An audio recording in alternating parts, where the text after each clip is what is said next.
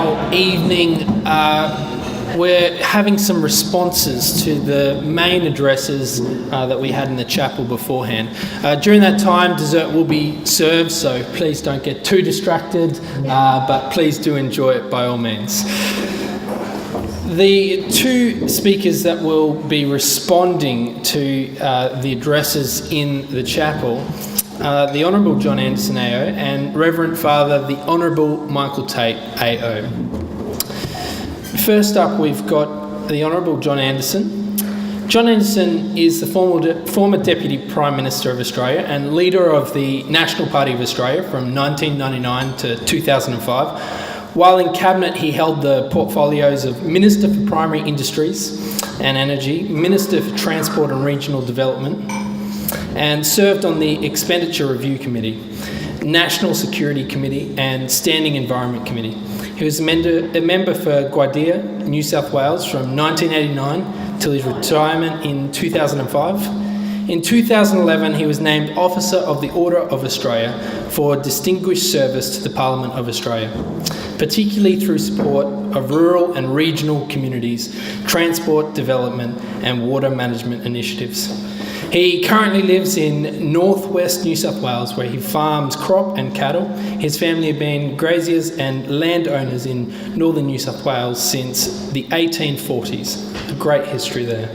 John is active in the business and not-for-profit sectors and sits on a number of boards and is also the patron of the William Wilberforce Foundation. So we want to welcome you here to share with us this evening, John. Thank you.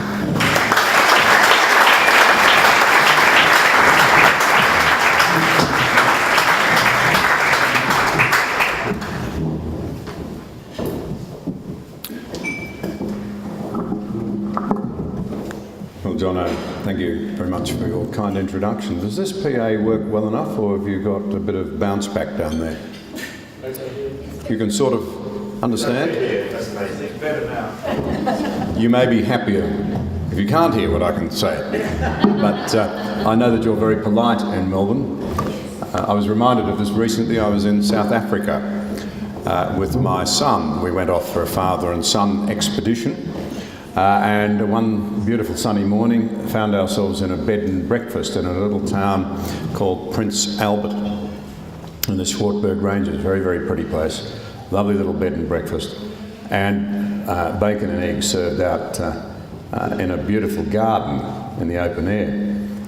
And there was a couple from Melbourne sitting just behind us and making conversation. They said, "We're trying to find our way to Port Elizabeth. Do you have a map?" My son said, "Yes, we've got one in the car, I'll go and get it." As he walked away, I heard the fellow say to his wife, remember this is a very polite Melbourneian, "Can't help thinking he looks like that fellow John Anderson that used to be..." And his wife said, "Funny you should say that, you know. I hope he hasn't noticed, but I haven't been able to take my eyes off him. He looks so like John Anderson." And her husband said, "Couldn't be, could it?" And she said knowingly, "No, he's got to be related, but he's too old and he's too tall." So there you go. Well, Stuart Piggin and Mark Drury, what a privilege to be able to respond to what you had to say to us tonight. I've had the great privilege of having heard both men on quite a few occasions in Canberra, in Sydney, that other Australian capital city, and in Melbourne. And I've always enjoyed their scholarship, their insights, and their faithfulness. I'd like to personally pay tribute to both of them and thank them up front for the contribution they make to the lives of the faithful in this country.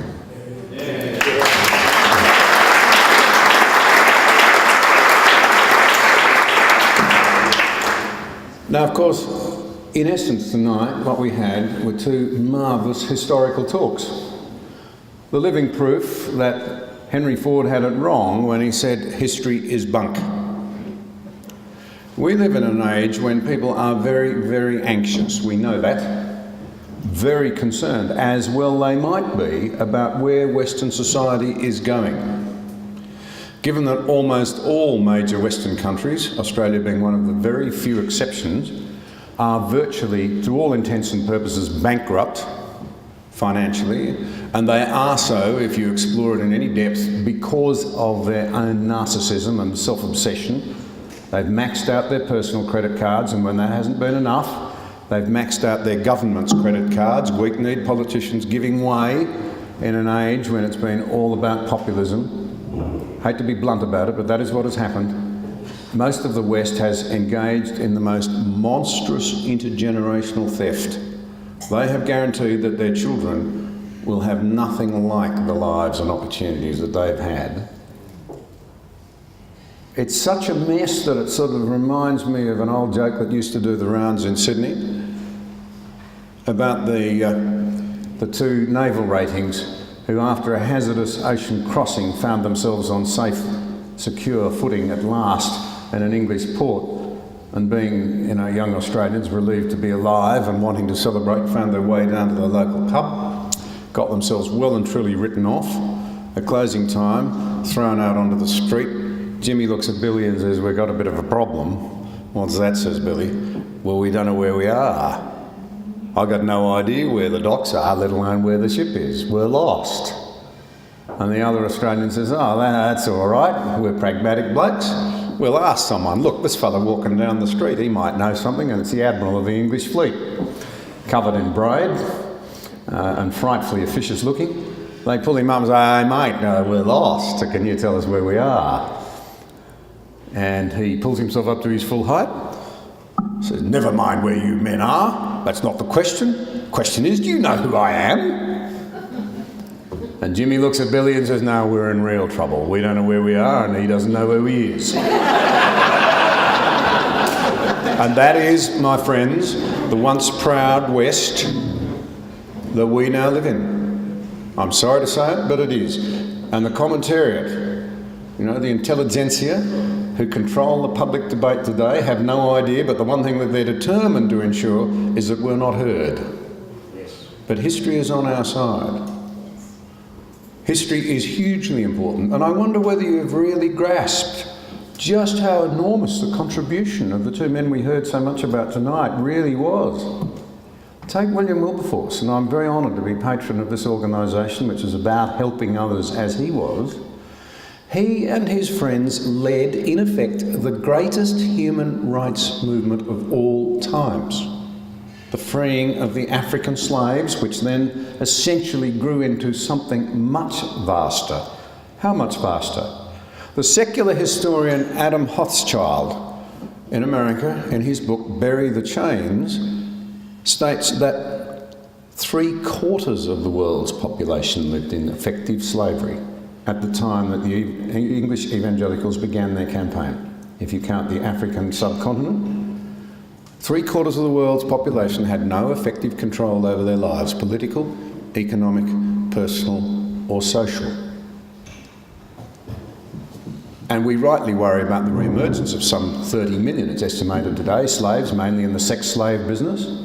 And that is horrific. It's right for us to focus on it. We should be focused on it. Lest, as we were warned in our speeches today, we lose track of the value of each one of those individuals. The value placed on them as people were bearing the dignity of God, the realisation that led to the revolution that freed the slaves in the first place. We lose sight of it, we'll fall victim to it again. It was such a massive human rights. How is it then that that is now forgotten, airbrushed out of our history? Metaxas suggests in his book that perhaps Wilberforce was a victim of his own success. I wonder if it isn't something more sinister. We prefer the darkness to the light.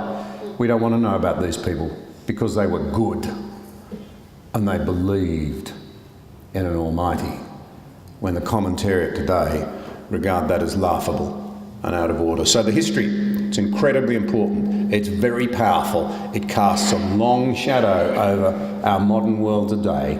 As Metaxas points out, the very social conscience that we assume everyone has, without really thinking about it at all, has its origins in just a couple of hundred years ago in the work which was driven by the beliefs of the evangelical Christians who headed up that movement. That's point one. Point two, we need to realise just how far we have strayed, where we've really got to in secular Western society. Two simple illustrations. Some 3 or 4 years ago, 2009, the Anglican Church in Sydney held a thing called Connect 09. They spent the year trying to outreach in various innovative ways. And as part of that, about 35, I think it was meant to be 39, reflecting the 39 articles, but 35 or so prominent Australians were asked to do a series of events in small groups around the city where we were interviewed in pubs and clubs and motels and lunch spots and what have you, in small groups, and to talk about our faith. While we were doing that, our ABC was sponsoring one of its Dangerous Ideas conferences down at the Opera House. And their star attraction was Christopher Hitchens, the now deceased Christopher Hitchens. While he was down there, he made the assertion that only an infantile mind today believes in the story of the resurrection from the dead. At the same time as he was doing that, you had 35 prominent Australians, 34 plus me, in the city saying what? They believe in the resurrected Christ. Where were the media? Well, it goes without saying that they were down at the Opera House. But where was their sense of curiosity? Where was their interest in, their nose for, their public commitment to a really interesting debate? Why were they not out there shoving a microphone under, the New South Wales Police Commissioner or the former Deputy Prime Minister or the Treasurer's nose? Christopher Hitchens says, you're an infantile because you believe in a resurrected Christ. What do you say to that? Wouldn't that have been a good story? Wouldn't it be an important one? Isn't it a debate that we should have? Are we so irrelevant? Are they so smug? Is this what we've come to? Christopher Hitchens' brother, Peter, has written a book, Rage Against God, How Atheism Converted Me to Christianity. And he has a mind equally as powerful as his brother, his late brothers. It's a very, very engaging book. He lived in Russia for a long time. He said, why would we in the West want to take on ourselves voluntarily what they had forced on themselves, atheism, when you look at what it did to the souls of the people and the souls of the very nation itself there? Will it not do the same thing here? And he thunders, must we learn it all again? I fear so, he says. We've trashed God, we've obliterated him, we've washed him out of the public square, we've obliterated his chief organisational structure for our well-being and our future, our children, i.e. we've smashed marriage. And haven't we smashed it? It's extraordinary. He sees it. He warns us. Still the intelligentsia, as we saw in Q&A just 10 days ago. If you didn't see it, look it up. ABC Q&A, or go to Peter Hitchens' blog. They put up 3 modern members of the commentariat, the progressives, a gay activist from America, and his attitudes were truly chilling. A feminist I don't know from America, and Germaine Greer, and Peter Hitchens. And he was asked at one point, well, why, by someone in the audience, why did you stop being a revolutionary and become an authoritarian figure? He didn't really answer the second part. He said, I stopped being a revolutionary when I grew up. And when I looked at who it is who starts the death marches and establishes the gulags. And he was making it very plain and very courageously that we're falling into the same trap. We're not seeing the dangers. So be aware of what we're up against, because as the speaker said to us tonight, there is a real danger if the Christian voice is not heard, a real and present danger for our societies and for our children at this time when we need to find our bearings again.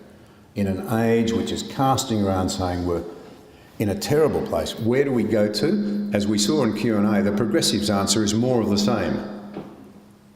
More of the same. The Christians has to be, you will not work out where you can go to, where we need to go to until you work out where we are, and you will never work out where you are if you haven't worked out where we've come from. The third thing I want to say is this. Wilberforce operated in an environment every bit as difficult as ours. England was a horrible place at the time of his entry into Parliament and almost immediate then conversion to Christianity. It was corrupt, there were terrible social divisions. A quarter of the unmarried women in London were estimated to be prostitutes. The sexual immorality of the day and age was mind-boggling, and it was a terrible, terrible place in so many ways, and he set out to reform it. He did the most radical thing you could ever imagine. Christianity, you see, is radical. Picked up the idea that the black people, the slaves, were not goods and chattels. They were humans. The equality of all before God. That's radical. That's radical. You don't find it. One thing I can tell you after many years in public life at a high level, you don't find it in other creeds or religions or belief systems. It's a Christian idea and it's radical. As the Chinese in Beijing, the atheist regime understands there more clearly than we seem to in our own culture. It's that radical idea that gave rise to the rule of law for all, and indeed to the very concept of a vote. As one American put it, we're so good we had to give ourselves a vote, we're so bad we had to give ourselves a vote. Reflects our dual nature. So it was a terrible age. Stop and ask this vitally important question.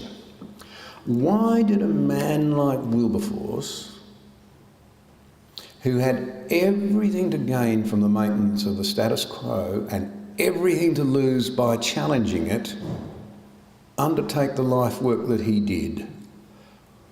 That is a very profound and important question. We cannot understand what was done. Those who tritely say he was just a product of the Enlightenment are talking tosh. He was an incredibly wealthy man, of personal fortune of perhaps $400 million in today's language, on his way to the top, seen as a future Prime Minister. He wasn't the man to rock the boat if he was to act out of self-interest. No. He was, as he wrote in his own books, which at the time I think the publisher said, "Oh, Mr. Wilberforce, no one buys books on religion anymore." Does that sound familiar?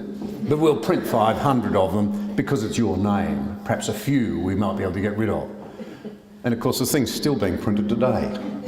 You can still buy updated versions of it today. It was translated into I don't know how many languages. You know, people get it wrong. They got it wrong then, they get it wrong now. But what was it that so transformed him? He was transformed by the renewing of his mind. He was converted. Let's get it clearly understood in our hearts and our minds as we seek to make a difference. And that's what this foundation is trying to do. Carry on the tradition. That brilliant little line picked out of these words, the William Wilberforce Foundation, I am for you. He made it very plain. Read his letters. Remarkable man, remarkable mind though. That it wasn't because he knew about religion. It wasn't because he knew about Christ. It was that he knew Jesus Christ. That's radical. That's tough. That's transforming. That is the thing that matters most of all.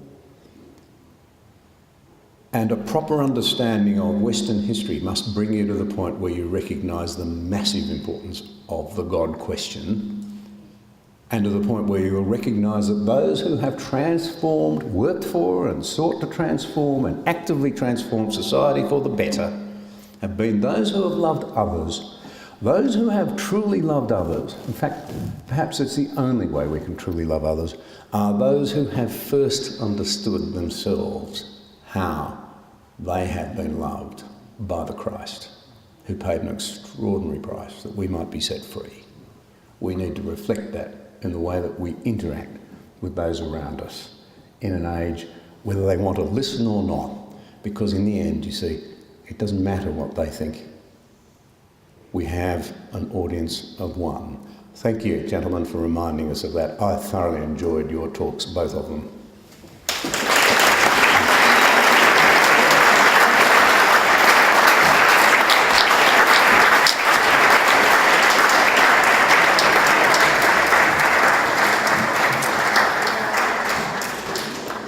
Thank you, John, for your very spirited response and for the great reminder of the Christian heritage that this country does have and the great rich heritage that we've inherited. Our next respondent is Reverend Father the Honourable Michael Tate, AO. Michael is a former ALP Senator for Tasmania from 1977 to 1993. While in Cabinet, he held the portfolios of Special Minister for State, Minister for Justice and Minister of Consumer Affairs. After leaving politics, he was appointed Australian Ambassador to the Netherlands and also to the Holy See.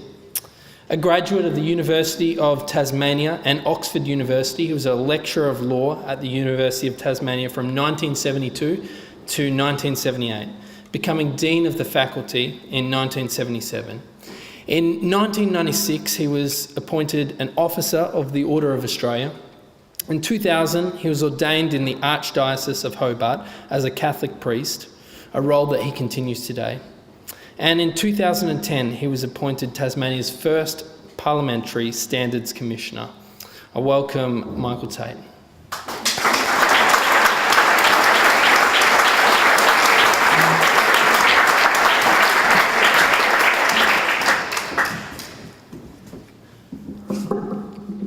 It sounded a little like a preview of my death notice, but thank you very much for those remarks. And Jono, it's been a great privilege to be invited to this particular occasion.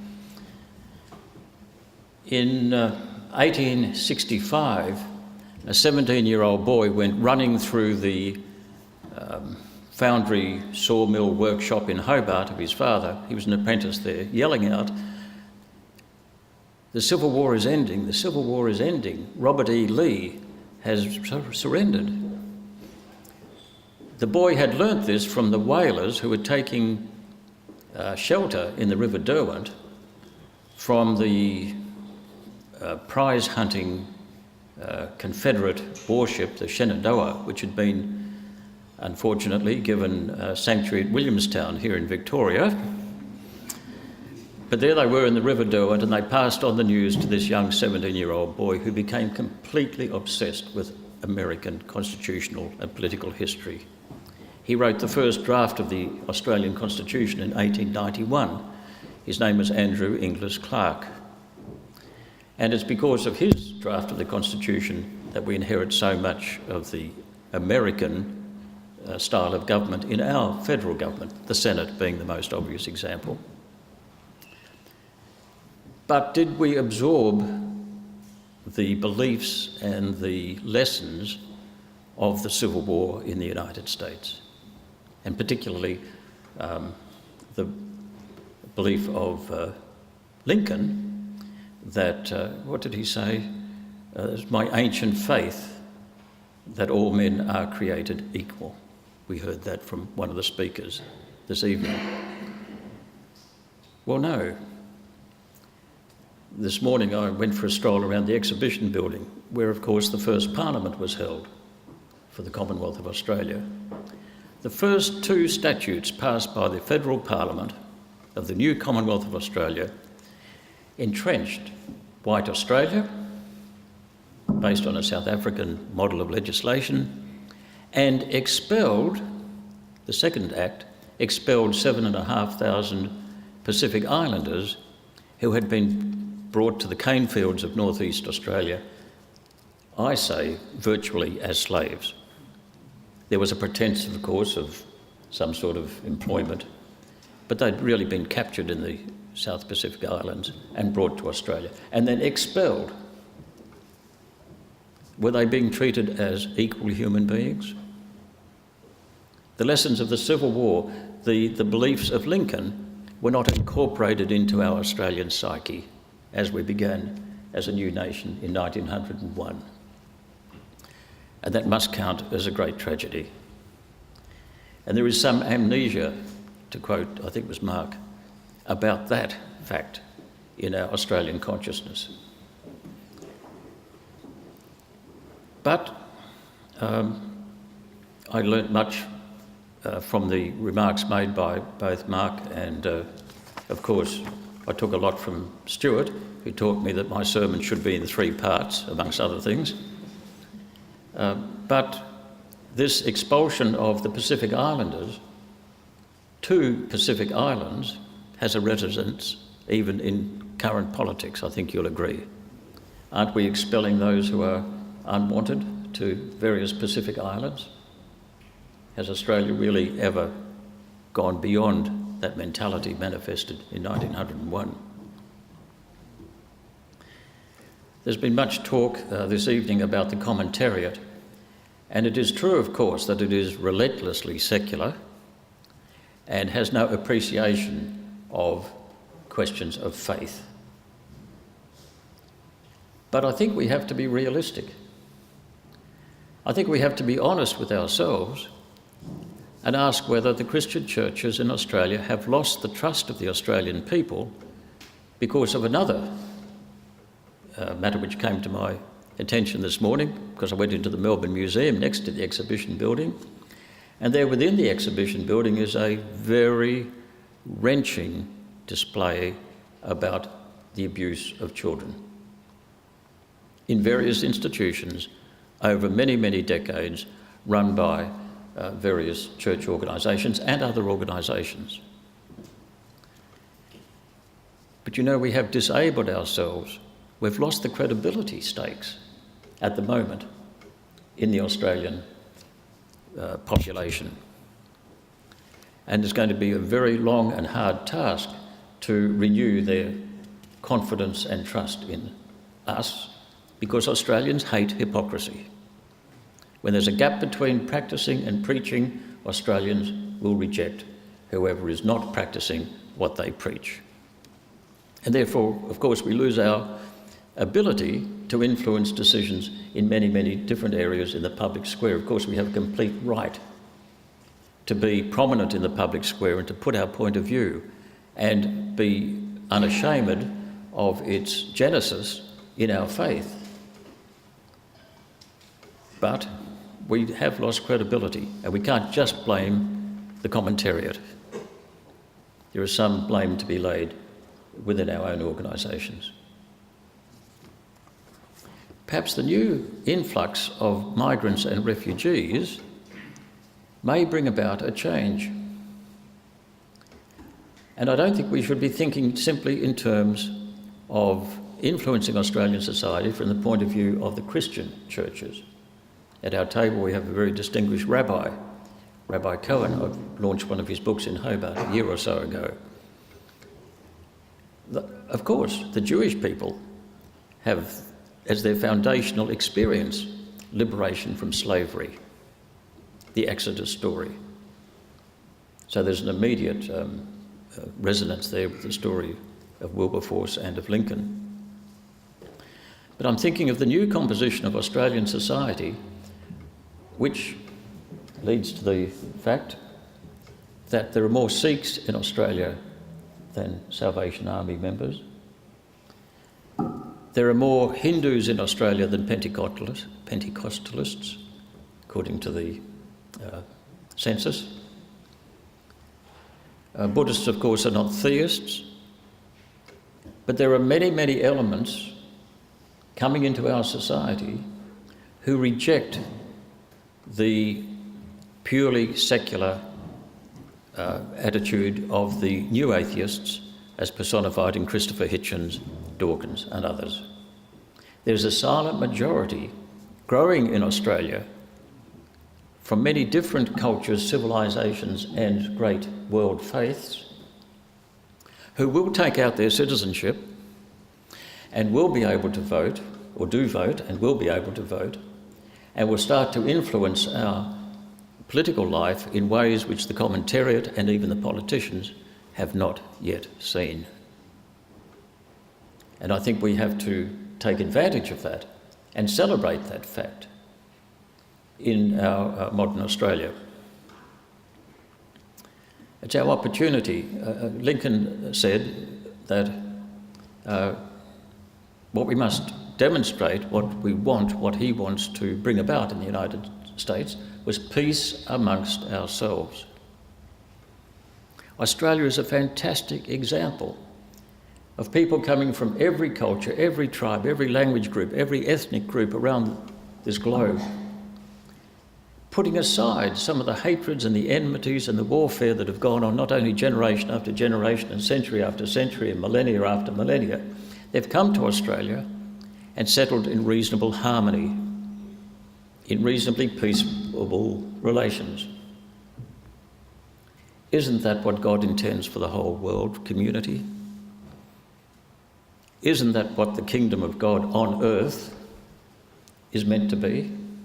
Where we don't lose our distinctiveness, but we live in peaceable harmony together. And Australia is a fantastic example of that actually working. So we have a great opportunity, I think, here in Australia. A new silent majority, I believe, will start to emerge. Our voices at the moment, with due respect to the rabbi, I'm speaking to a largely Christian audience. Our voices are, I think, rightly muted out of modesty and humility at the moment because we have matters to be ashamed of. But we will come through this, and with the cooperation and collaboration of these many other great faiths and their adherents in Australia, I think a new silent majority, as I say, will emerge, which will influence our political life to a great extent.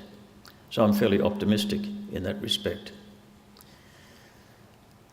I'm optimistic because I believe that we will all rise to a challenge, a great challenge. I was telling Chris, who's been my, I was going to say male escort, but I don't quite mean it that way. There must be a different word for this evening. About the fact that when I was ambassador to the Netherlands and the Holy See, at about 50 years of age, I read a poem by W.H. Auden. Auden had been asked by his friends to write an elegy for a young poet at Oxford in his mid-30s who died of too much grog, too much sex, too much cigarettes, his completely debauched lifestyle. And they thought that Auden would write a poem which would extol the virtues of a poet living on the edge of every experience, indulging everything, and therefore the muse would arise and inform his poetic work. But in fact, Auden was very angry. And he wrote an elegy addressed to the poet and went like this. I don't think Auden ever doubted the mercy of God, but he said, "When you appear before the judgment seat of God, God will recite by heart the poems you could have written, and you will cry tears of shame." I think Australia is required by God to write a fantastic poem in Lincoln's terms of demonstrating peace amongst ourselves, as a way of showing the world what divine providence wants for the human community living on this fragile, beautiful planet. If we don't do it, we will not have written the poem which God intended our nation to write, and we will cry tears of shame. Thank you.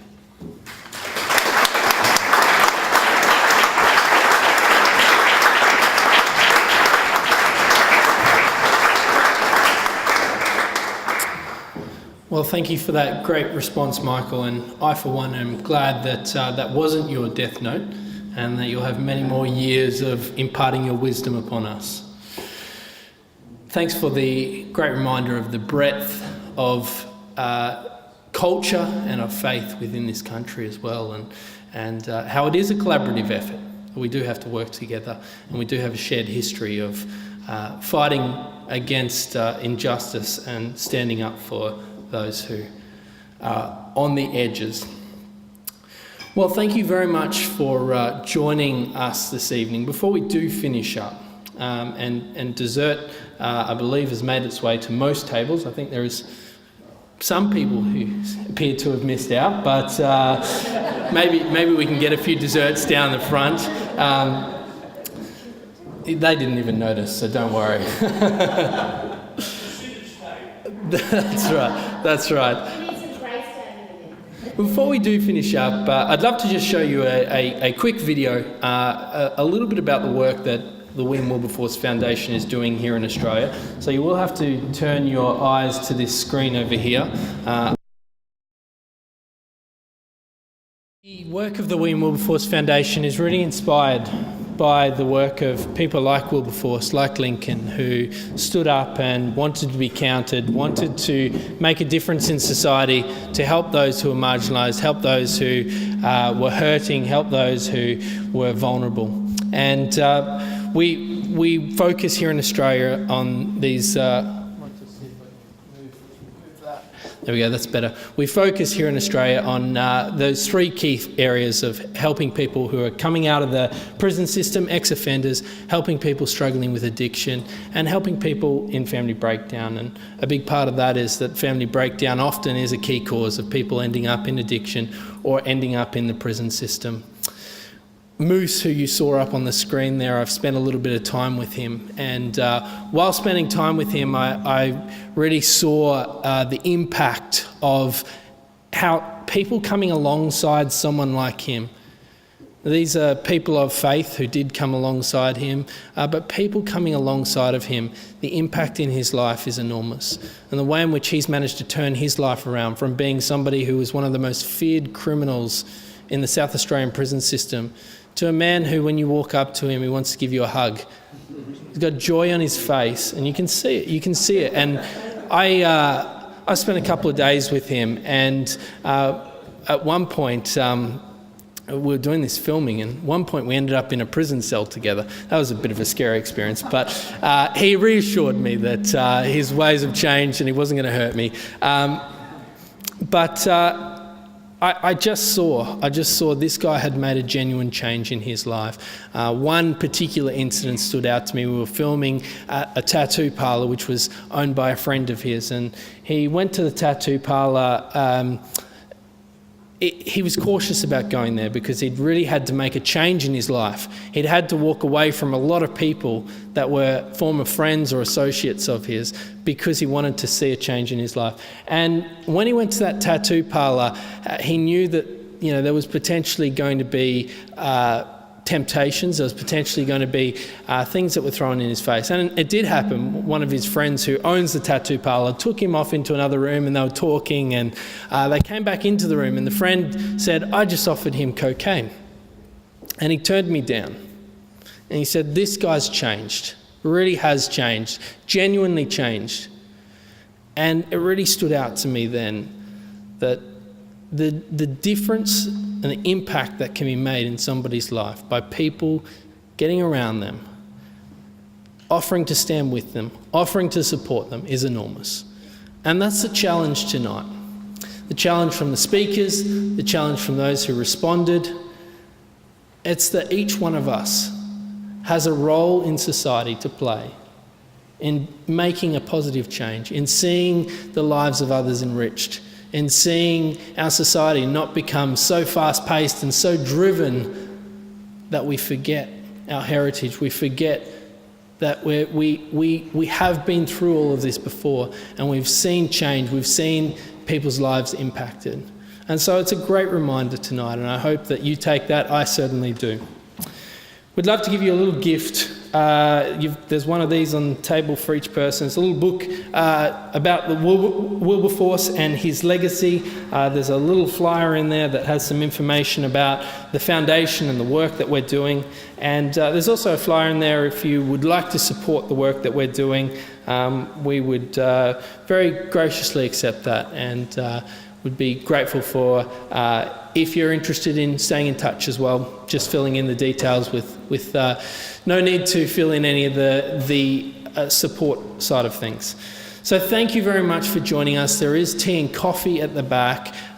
Dessert, I think, has reached every table now, which is great. We can finish up. I appreciate the evening has gone on for a long time, so thank you for being here right with us till the end. And thanks once again to our fantastic speakers tonight. Thank you very much.